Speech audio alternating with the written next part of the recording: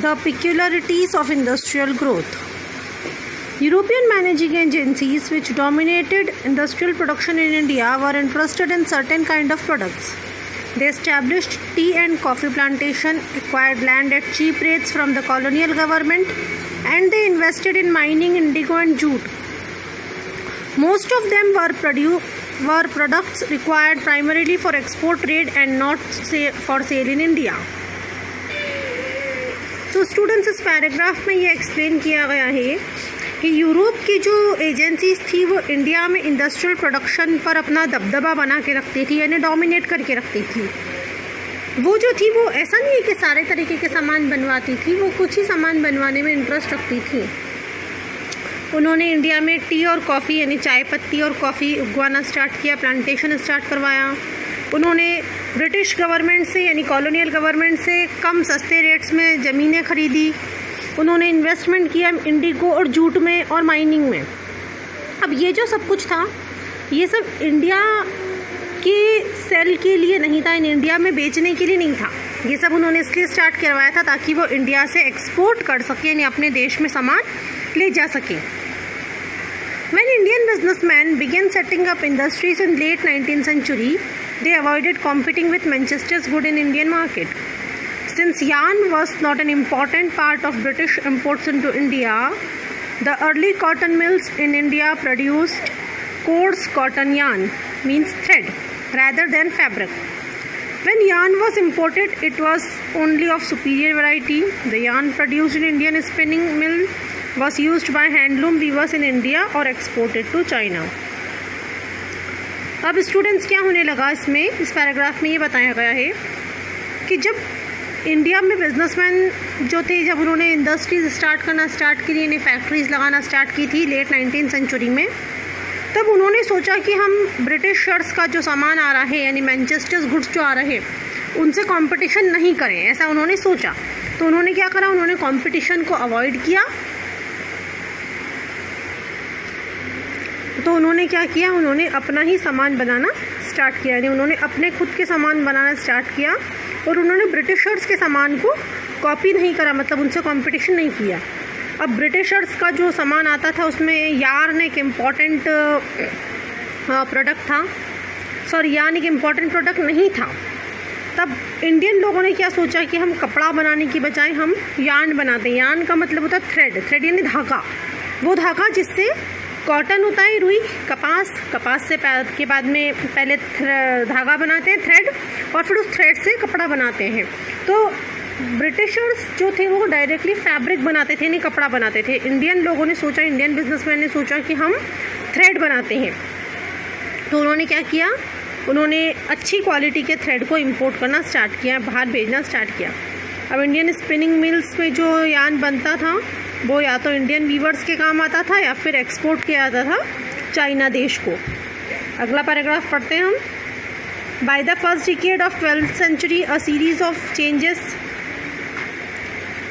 affected in the pattern of industrialization. As Swadeshi movement gathered momentum, nationalists mobilized people to boycott foreign clothes. Industrial groups organized themselves to protect their collective interest, pressurizing the government to increase tariff protection and grant other concessions. अब क्या हुआ, जब 20th century start होने लगी तब बहुत सारे changes आए। तो चेंजेस, पहला चेंज ये था कि उस समय इंडिया में ब्रिटिशर्स का शासन था, तो जो इंडियन लोग थे वो स्वदेशी मूवमेंट को आगे बढ़ा रहे थे। स्वदेशी मूवमेंट ये था बच्चों कि इसमें इंडियन प्रोडक्ट को यूज़ करने के बारे में कहा गया था, यानी ऐसा बोला जाता था कि इंडिया के प्रोडक्ट को यूज़ करो और ब्रिटिशर्स के प्रोडक्ट को बॉयकॉट करो, यानी उनको त्याग दो। तो इसमें जो है इंडियन प्रोडक्ट की डिमांड बढ़ने लग गई थी। From 1906 moreover the export of Indian yarn to China declined since produce from Chinese and Japanese mill flooded in the Chinese market. अब क्या हुआ, 1906 के बाद इंडिया में जो चाइना सामान जाता था इंडिया से, वो सामान की डिमांड कम होने लगी। कम इसलिए होने लगी क्योंकि चाइना में जापान और चाइना के प्रोडक्ट बढ़ने लग गए। तो जब जापान और चाइना के प्रोडक्ट ज़्यादा हो गए वहाँ के मार्केट में बिकने लगे, तो वहाँ पे इंडियन प्रोडक्ट की डिमांड की जो मांग थी वो कम हो गई। So the industrialist in India began shifting from yarn to cloth production. अब जब वहाँ पे सामान कम होने लगा, बिकने लगा, तो इंडस्ट्रियलिस्ट ने सोचा कि अब हमको यार्न से क्लॉथ बनाना पड़ेगा।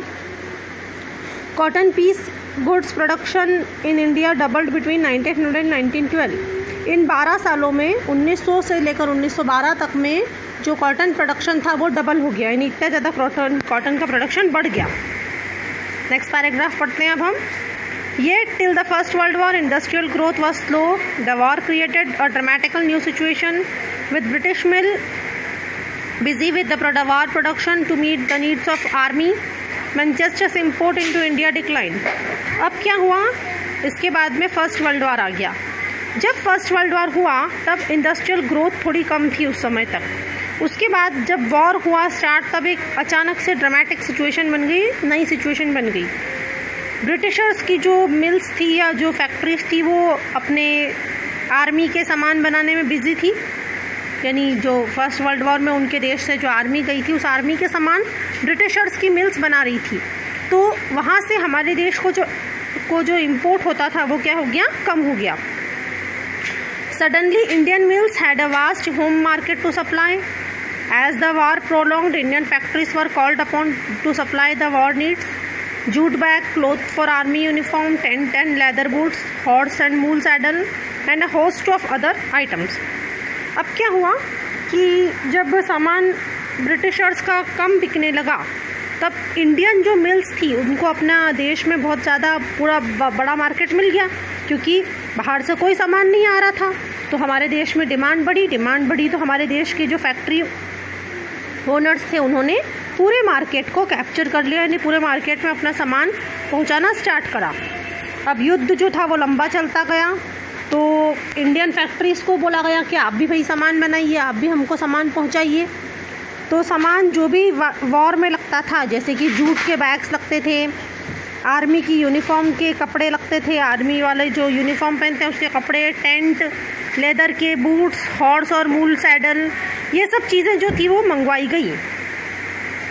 अब जब सामान बढ़ने लगा, यानी जब डिमांड बढ़ने लगी, तब क्या हुआ, आगे पढ़ते हैं। New factories were set up and old one ran multiple shifts. नई फैक्ट्रीज स्टैब्लिश हुई और जो पुरानी चलती थी उन्होंने अलग अलग शिफ्ट में काम करना स्टार्ट करा। Many new workers were employed and everyone was made to work for longer hours. Over the years industrial production boomed. अब क्या हुआ, नई फैक्ट्री जब स्टार्ट हुई तो जो पहले के वर्कर्स थे उनको और लोगों को जॉब मिलने लगी और वर्कर्स को जॉब मिलने लगी, और जो पुराने वर्कर्स थे उनको बोला गया कि आप ज़्यादा काम कीजिए, लंबे समय तक काम उन लोगों से करवाया गया। तो जब तक वॉर चलता रहा, जब तक फर्स्ट वर्ल्ड वॉर चलता रहा, तब तक इंडस्ट्रियल प्रोडक्शन जो था वो बहुत ज़्यादा बढ़ गया। After the war, Manchester could never recapture its sole position in Indian market. Unable to modernize and compete with the US, Germany and Japan, the economy of Britain crumbled after the war. Cotton production collapsed and export of cotton cloth from Britain fell dramatically. Within the colonies, local industrialists gradually consolidated their position, substituting foreign manufacturers and recapturing home market. अब जब युद्ध ख़त्म हो गया, उसके बाद भी जो ब्रिटिशर्स थे उनकी फैक्ट्रीज हमारे देश में अपनी पुरानी जगह नहीं वापस पा पाई, उनके सामान उतने मॉडर्न नहीं थे। यूएस, यानी अमेरिका, जर्मनी, जापान, इनके देश से उनका कोई बराबरी नहीं थी उनके सामान की। तो धीरे धीरे करके जो ब्रिटेन की इकनॉमी थी वो पूरे तरीके से कोलैप्स हो गई, क्रम्बल हो गई, यानी बर्बाद हो गई।